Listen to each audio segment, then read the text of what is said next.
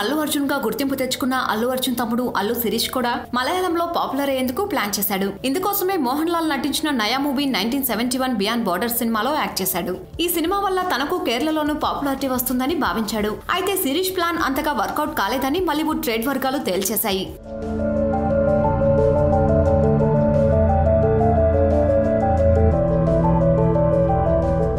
మోహన్ లాల్ అల్లు శిరీష్ కలిసి నటించిన 1971 beyond border cinema అక్కడి ఆడియన్స్ ను ఆకట్టుకోలేకపోయిందనే విషయం ప్రూవ్ అయింది. ఈ సినిమా తొలి రోజే పెద్దగా పాజిటివ్ టాక్ రాకపోయినా ఒక వారం వరకు వెయిట్ చేద్దామని చాలా మంది ఎదురు చూశారు. అయితే వారం పూర్తయిన తర్వాత కూడా ఈ సినిమా కలెక్షన్లు మరీ పూర్గా ఉండటంతో ఈ మూవీ ఫ్లాప్ అయిందని ఫిక్స్ అయ్యారు. సో మలయాళంలో జెండా ఎగరేద్దామనుకున్న శిరీష్ ఆశలు ప్రస్తుతానికి ఆవిరైనట్టే.